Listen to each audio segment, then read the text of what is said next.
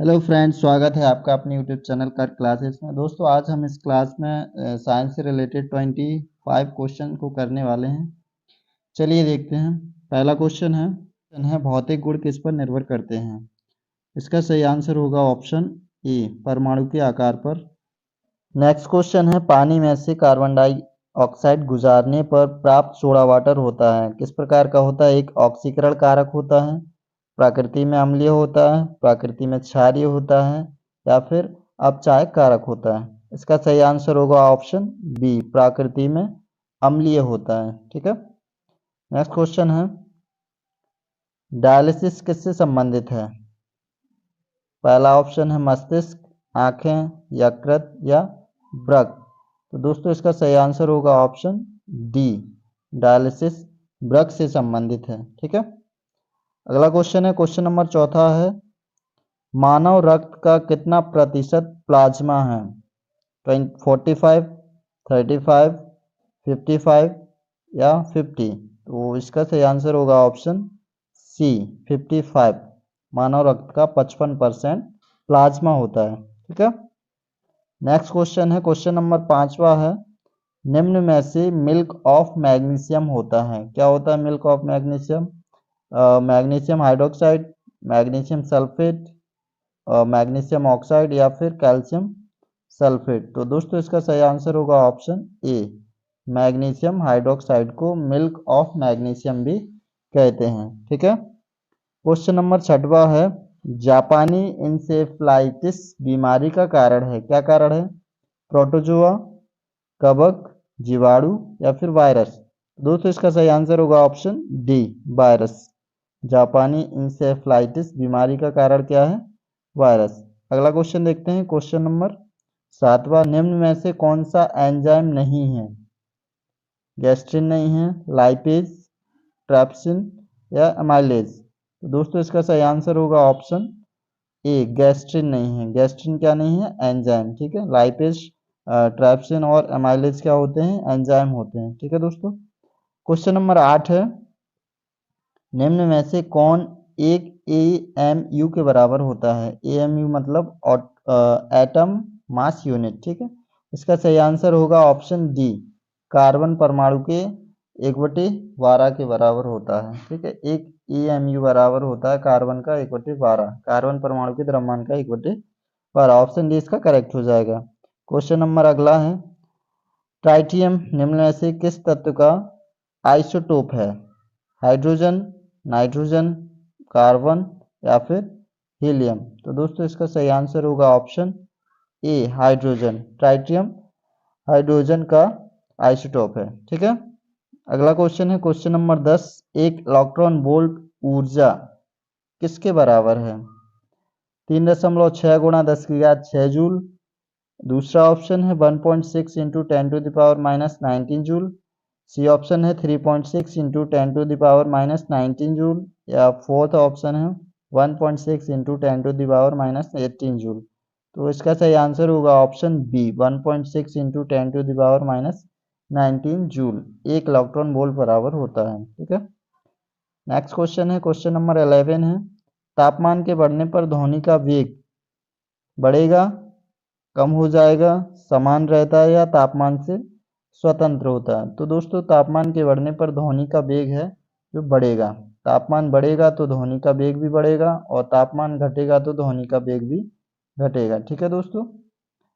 अगला क्वेश्चन है question number 12 एक ट्रांजिस्टर में क्या होता है। संग्राहक की लंबाई उत्सर्जक से अधिक होगी, उत्सर्जक की लंबाई संग्राहक से अधिक होगी, संग्राहक और उत्सर्जक दोनों की लंबाई समान होती है।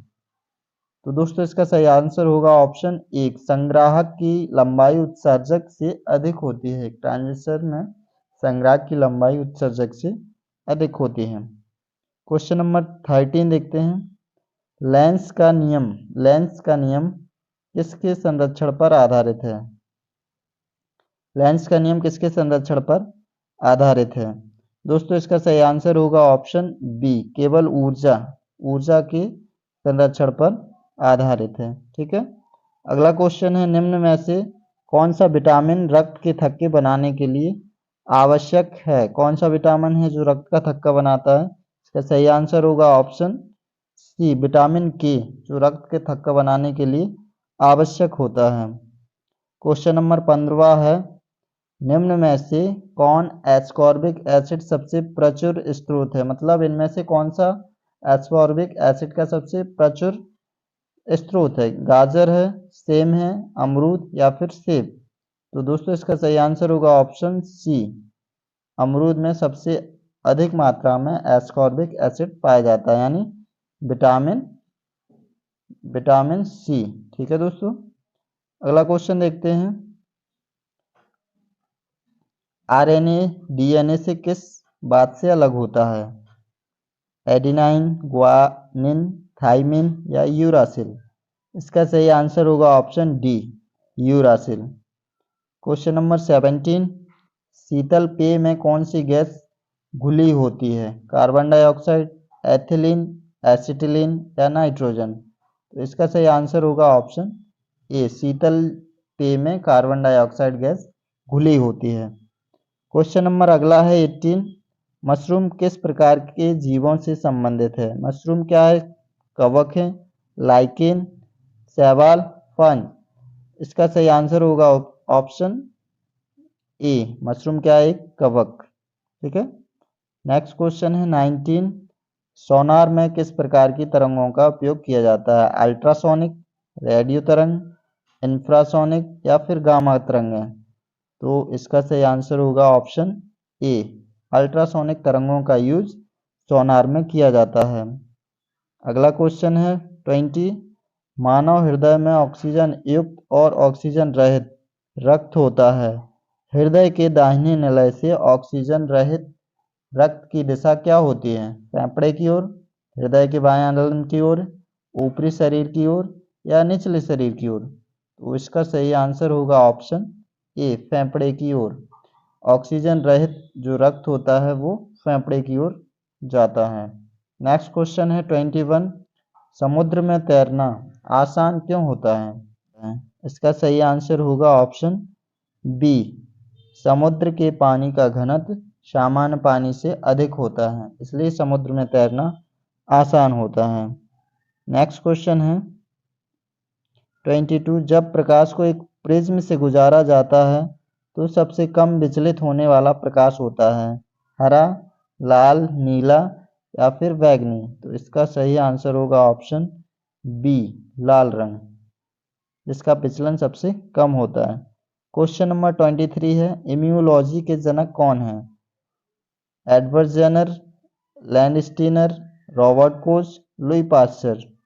इसका सही आंसर होगा option A, Edward Jenner immunology के जनक हैं।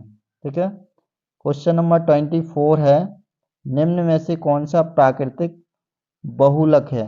नायलॉन, पीवीसी, टेफ्लॉन या फिर सेल्यूलोज?